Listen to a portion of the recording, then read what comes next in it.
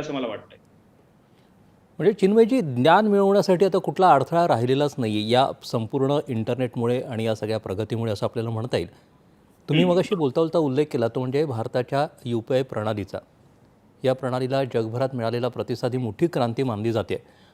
या यशामागची धोरणात्मक भूमिका काय आहे आणि भारत फिनटेक महाशक्ती म्हणून पुढे राहण्यासाठी कोणती पावलं उचलतोय असं तुम्हाला वाटतं?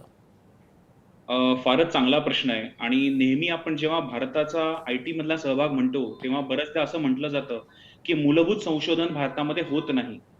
परंतु सांगायला अतिशय आनंद होतो, की यू-पी-आय ही प्रणाली ज्या भारत इंडिया स्टॅक ज्याला आपण म्हणतो, भारत प्रणालीचा भाग आहे.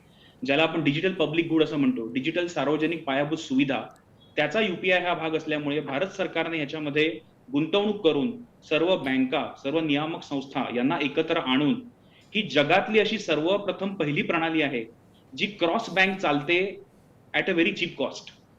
आणि त्याच्यामुळे कॅशलेस सेवा असतील किंवा इव्हन क्रेडिट्स म्हणजे ज्यांना आपण न्यू टू क्रेडिट म्हणतो, की ज्यांना ग्रामीण भागामध्ये लोन्स हवे असतील, शेतीसाठी हवी असतील, पर्सनल लोन्स हवे असतील, त्यांना क्रेडिट देण्यासाठी त्यांची क्रेडिट हिस्ट्रीच नव्हती. तर व्यवहारातनं त्या अशा नवीन आपण बऱ्याचशा लोकांना क्रेडिटच्या म्हणजे ह्याच्यामध्ये जाळ्यामध्ये आणलेलं आहे. तसंच आज सांगायला अतिशय अभिमान वाटतो, की ही टेक्नॉलॉजी किंवा तंत्रज्ञान आपण आज 12 देशांमध्ये एक्सपोर्ट केलेलं आहे. म्हणजे त्याच्यामध्ये फक्त आपल्या आजूबाजूचे शेजारी नेपाळ, श्रीलंका, बांगलादेश असेच नाहीयेत. पण फ्रान्स आणि युनायटेड अरब एमिरेट्स सारख्या चांगल्या प्रगत देशांनी सुद्धा प्रणालीचा अंगीकार आता केलेला आहे. त्याच्यामुळे जर तुम्ही स्केल पाहिलं, ज्याचे आपण म्हणतो की त्याचा किती आवाका आहे, तर सर्वसाधारणपणे रोज दिवसाला मध्ये आज 550 दशलक्ष व्यवहार होतात.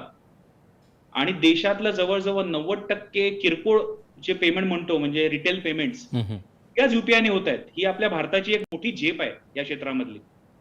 आणि तुमचा दुसरा प्रश्न जो होता फिनटेकचा, की फिनटेकसाठी आपण काय केलं पाहिजे? तर मला वाटतं फिनटेकसाठी सुद्धा सोप्पा आपल्याला त्याच्यासाठी एक मुद्दा मांडता येईल, की आपले माननीय पंतप्रधान नेहमी मेक इन इंडिया म्हणतात आणि ज्याचे आपण परिणाम आज पाहतोय, की मेक इन इंडिया बरेचसे तंत्रज्ञान अवेलेबल आहेत. पण फिनटेकमध्ये आपल्याला जर महासत्ता व्हायची असेल, तर आपल्याला मेक फॉर द वर्ल्ड असं एक नवीन थिंकिंग काढायला लागेल. Make in India, make for the world. You आपण बनवलं, जगाला दाखवलं. कोविन सारखं ॲप्लिकेशन कोविडमध्ये आपण बनवलं, जगाला दिलं. भारताने लसी बनवल्या, जगाला दिल्या. तर make in India, make for world हा जो मंत्र जर आपण फिनटेकमध्ये घेतला, तर मला वाटतं जगाला फिनटेकची राजधानी भारताला फिनटेकची राजधानी होण्यापासून कोणी सुद्धा रोखू शकणार नाही. आपल्याला व्याप्ती वाढवावी लागेल. तुम्ही UPIचं पण